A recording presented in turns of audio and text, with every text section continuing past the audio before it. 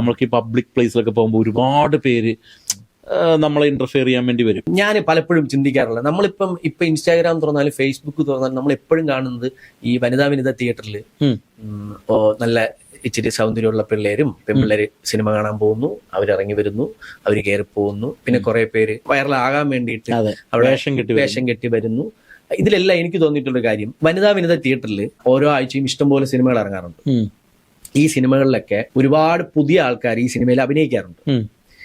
പക്ഷെ ഈ online medias ഇപ്പൊ ഇവരുടെയൊക്കെ വീഡിയോ എടുക്കുന്നതൊക്കെ അവരുടെ ഇഷ്ടമാണ്, അവരുടെ മാധ്യമധർമ്മം അങ്ങനെ ആയിരിക്കാം, എനിക്കറിയില്ല. പക്ഷെ വനിതാ തിയേറ്ററിൽ അല്പം എക്സ്പോസ് ചെയ്ത ഡ്രസ് ഇട്ട് ഇച്ചിരി കാണാൻ കൊള്ളാവുന്ന മീൻ ഞാൻ സൗന്ദര്യം ഒരിക്കലും ഇതൊരു ബോഡി ഷെയ്മിങ് കളർ അങ്ങനത്തെ പരിപാടി അങ്ങനത്തെ ആ ഉദ്ദേശത്തിലല്ല ഞാൻ പറയുന്നത്. അതായത് അട്രാക്റ്റീവ് ആയിട്ടുള്ള രീതിയിൽ ഡ്രസ്സും ചെയ്ത് ഒരു പെൺകുട്ടി ചെന്നാൽ അവൾ പെട്ടെന്ന് വൈറലാവും. അതെ അതെ, അവൾ പെട്ടെന്ന് വൈറലാവും. കാര്യം ഈ മീഡിയാസ് അവളുടെ പുറയിലെത്തും.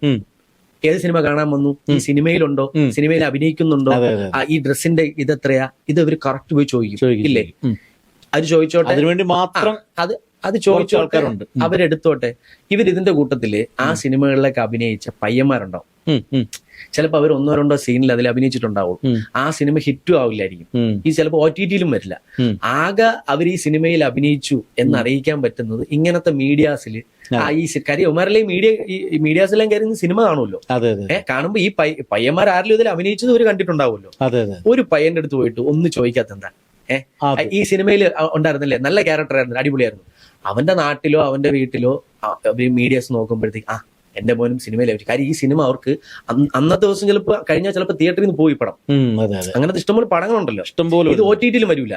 ഒരു വർഷത്തിൽ ഇറങ്ങുന്നത് 100 പടമാണെങ്കിൽ അതിലൊരു 90 പടവും ഇങ്ങനെ പോകുന്ന പടങ്ങൾ, 10 പടങ്ങൾ മാത്രമേ ശ്രദ്ധിക്കപ്പെടുന്നുള്ളൂ. ഇവരാരും അങ്ങനെ ഞാൻ ഇന്നേവരെ കണ്ടില്ല ഒരു ആൺകുട്ടിയെ, ഒരു പയ്യനെ, പുതിയ പയ്യനെ, ഒരാളെ ഇൻസ്റ്റാഗ്രാമിൽ ഫോളോവേഴ്സ് തന്നെ നോക്കിയാൽ തന്നെ അറിയാലോ നമുക്ക്. അതെ, കയറി ഒന്ന് ഇവരെന്താ ചോദിക്കാത്തത്? ഇവരാരും ചോദിക്കില്ല. എന്നാ സിനിമയായിട്ട് ഒരു ബന്ധവും ഇല്ലാത്ത വെറുതെ സിനിമ കാണാൻ വന്നാൽ മതി. ഏതെങ്കിലും കോളേജിൽ നിന്ന് ഒരു പെണ്ണ്, അവള് പിറ്റേന്ന് വയറില്ല, 3-ാമത്തെ ദിവസം അവൾ ഉദ്ഘാടനത്തിന് പോയി തുടങ്ങും.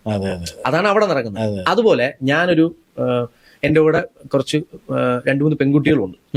ഒരു ഇനാഗുറേഷൻ പോയി തിരുവനന്തപുരത്ത്. അപ്പൊ ഞാൻ കുറച്ച് ലേറ്റായിട്ട് എത്തുന്നത്. ഇവര് താഴെ ക്യാമറ വെച്ച് കുറെ പേര് മറ്റേ 3-4 ക്യാമറയൊക്കെ വെച്ച് ഇങ്ങനെയാണല്ലോ ഇപ്പൊ 4 ക്യാമറ വെച്ച് ഇങ്ങനെ നിൽക്കുകയാണ്. അപ്പൊ ഇവരോട് വെയിറ്റ് ചെയ്യുന്നപ്പെട്ടു. അപ്പൊ എന്റെ കാർ വന്നു. ഇവർ പ്രതീക്ഷിച്ചത് ആക്ച്വലി എന്നെ അല്ല, വേറൊരു ആക്ട്രസ് ഉണ്ട്, അവരെയാ പ്രതീക്ഷിച്ചത്. അപ്പൊ അവളെ പ്രതീക്ഷിച്ച് നിന്നുകൊണ്ട് അവളാണ് കരുതിയിട്ട് ചാടി എല്ലാം അങ്ങ് എണീറ്റ്. അപ്പം വലത് കാലി വെച്ച് മറ്റേ പടത്തില് മോഹൻലാൽ ജോഷി വന്നിറങ്ങില്ലേ, അതുപോലെ ഇറങ്ങിയത് ഞാനാ. ഏത് ഇവനായിരുന്നു എന്ന് പറഞ്ഞ് ഇവരങ്ങ് ഇരുന്ന്. അപ്പൊ ഞാൻ വിസിബിളി കണ്ടു, ഇവര് പറഞ്ഞതുണ്ട്. ഞാൻ ഇറങ്ങി നടന്നു വന്നിട്ട് ഇവരെ ഇരുന്നിട്ട് ചേട്ടാ, ഞാൻ പറഞ്ഞടാ ഇന്നൊന്ന് വല്ലപ്പോഴും ആമ്പിള്ളേരുടെ വീഡിയോ കൂടെ എടുക്കണടാ എന്ന് പറഞ്ഞു. എന്നിട്ട് ഞാൻ കയറിപ്പോയി. അവിടെ ഇനാഗുറേഷൻ ഇതൊക്കെ നടക്കുന്നുണ്ട്, പരിപാടിയൊക്കെ കഴിഞ്ഞു. ഞാൻ അവിടെ നിന്നു. അപ്പൊ ഞാനത് കഴിഞ്ഞിട്ട് നേരെ ഇറങ്ങി. താഴോട്ട് ഇറങ്ങാൻ നേരെ വാഷ്റൂം പോയി. വാഷ്റൂം പോയിട്ട് തിരിച്ചു വരുമ്പോ ഈ കാക്കക്കൂട്ടം പോകുമ്പോൾ ഇങ്ങനെ പോവാണ് ഇവന്മാര്. ഞാൻ അപ്പം കുറെ പേരുണ്ട് ഇങ്ങനെ പോകുമ്പോ ഇത് എന്താ സംഭവം നോക്കുമ്പോ എന്റെ കൂടെ വന്ന ആക്ട്രസ് കുട്ടി പടി ഇറങ്ങുവാണ് താഴേക്ക്.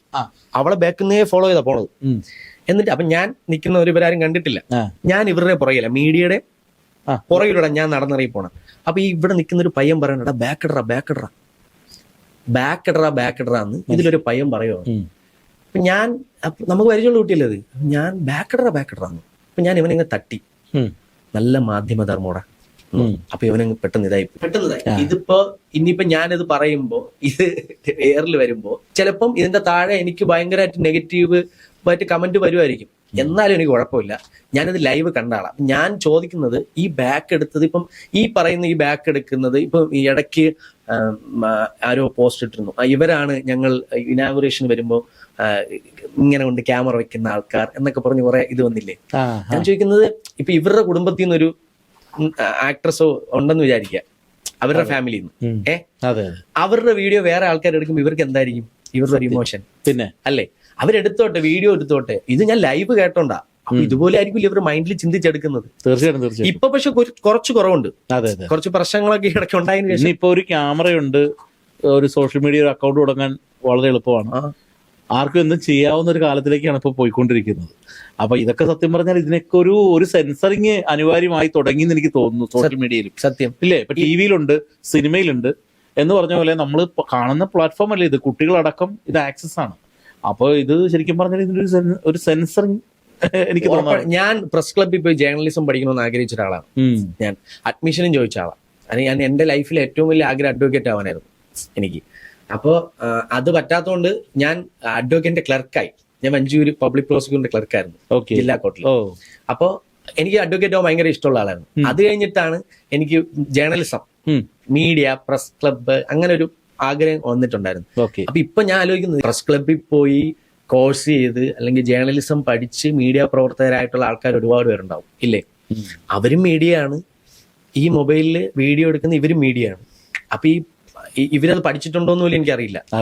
അപ്പൊ എല്ലാരും ഇപ്പൊ മീഡിയ ആണ്. അതാണ് അതിന് ഏതാണ് ഇതിനകത്ത് ശരിയെന്നോ അല്ലെങ്കിൽ എവിടെയാണ് ഇതിന്റെ ഒരു കറക്റ്റ് ആയിട്ടുള്ള ധാർമ്മികമായിട്ടുള്ളൊരു കാര്യം നടക്കുന്നതെന്ന് നമുക്ക് കൃത്യമായിട്ട് പറയാൻ പറ്റാത്ത അവസ്ഥയിലാണ് പോയിക്കൊണ്ടിരിക്കുന്നത്. അതെ, ഉറപ്പായിട്ടും. നമ്മൾ വീഡിയോസിൽ കാണുമ്പോൾ അവരൊക്കെ അവര് വരുന്ന എന്തിനാ, അവർക്കിപ്പോ എന്തെങ്കിലും ഒരു ശ്രദ്ധ കിട്ടുക, അറ്റൻഷൻ കിട്ടുക, അതുവഴി സിനിമയൊക്കെ ഇറങ്ങി. ഞാനിപ്പോ ഏറ്റവും കൂടുതൽ ഈയിടയ്ക്ക് കണ്ടത് കങ്കുവായൊക്കെ ഇറങ്ങിയപ്പോ ഒരു പയ്യൻ കങ്കുവയുടെ ലുക്കിൽ വന്നു, പുഷ്പ ഇറങ്ങിയ പുഷ്പയുടെ ലുക്കിൽ വന്നു. അപ്പൊ അവൻ ബേസിക്കലി പറയുന്നുണ്ട്, എനിക്ക് സിനിമയിൽ അഭിനയിക്കാൻ ആഗ്രഹമാണ്, അപ്പൊ എനിക്ക് അതിന്റെ വഴികളൊന്നും അറിയില്ല, അതുകൊണ്ട് ഞാൻ ഇങ്ങനെ വരുന്നു. അപ്പൊ ഈ ശ്രദ്ധിക്കുക. അപ്പൊ അവർക്ക് അഭിനയിക്കാനാണ് ആഗ്രഹമെങ്കിൽ നാടകത്തിൽ പോയി അഭിനയിച്ചുകൂടെ? അപ്പൊ അതല്ല, ഇതുവഴി കിട്ടുന്ന പ്രശസ്തി, പണം, ലൈംലൈറ്റിൽ അല്ല. അവിടെയും ചേട്ടാ അവരെ കുറ്റം പറയുന്നില്ല. ഓക്കെ, അവന് വഴികളില്ല, അവൻ വന്ന് അങ്ങനെ ചെയ്യുന്നു, അതുകൊണ്ട് വേറെ പ്രശ്നങ്ങളില്ല. അവരെയൊക്കെ വീഡിയോ എടുത്തു വൈറലാക്കുന്നത് നല്ലത് തന്നെയാണ്. അവര് ചിലപ്പോൾ കണ്ട ആരെങ്കിലും സിനിമയിൽ വിളിക്കും. പക്ഷെ ഇതിനിടയിൽ കൂടെ ഇവരെടുക്കുന്നത് വേറെ ടൈപ്പ് ഓഫ് വീഡിയോസ് ഉണ്ട്. ആ വീഡിയോസ് ആണ് പ്രശ്നം. നമ്മുടെ ഇപ്പോൾ നടന്നു പോകുന്നു, ഇറങ്ങി വരുന്നു, അതൊന്നും പ്രശ്നമൊന്നുമില്ല, അതൊക്കെ എടുത്തോട്ടെ. പക്ഷെ എടുക്കുന്ന ആംഗിളുകളാണ് പ്രശ്നം. അപ്പം ആൺകുട്ടികളുടെ എവിടെ ഏത് ആംഗിൾ വെച്ചെന്ന് പറയാൻ നമുക്കൊന്നും സംഭവിക്കില്ല. പക്ഷെ പെൺകുട്ടികളുടെ അങ്ങനെയല്ല, അവര് വേറെ ആംഗിളിലെ ക്യാമറ വയ്ക്കൂ. അത് എനിക്കൊന്ന് ദുബായിലെ നിയമം വരണം. അതായത് നമ്മുടെ അനുവാദമില്ല നമ്മുടെ വീഡിയോ എടുത്താൽ ദുബായിലെ ഏറ്റവും വലിയ പ്രശ്നം. ദുബായിലെന്നല്ല, വിദേശ രാജ്യങ്ങളിൽ മിക്കയിടത്ത്, നമ്മുടെ ഇന്ത്യയിൽ ഒഴിച്ച് ബാക്കിയെടുത്തോണ്ടെന്ന് എനിക്ക് തോന്നുന്നു. അത് വരണം. നമ്മുടെ അനുവാദം ഇല്ലാതെ നമ്മുടെ വീഡിയോ എടുക്കരുത്. അതിപ്പോ എനിക്ക് തോന്നുന്നു ഈ പെൺകുട്ടികൾ പലരും പ്രതികരിക്കാറില്ല. ഇപ്പൊ കുറെയൊക്കെ പ്രതികരിച്ചു തുടങ്ങിയിട്ടുണ്ട്. അതുകൊണ്ട് കുഴപ്പമില്ല, മര്യാദയ്ക്ക് എടുത്ത പ്രശ്നമില്ല. അതെ, ആംഗിളുകൾ മാറാതിരുന്നാൽ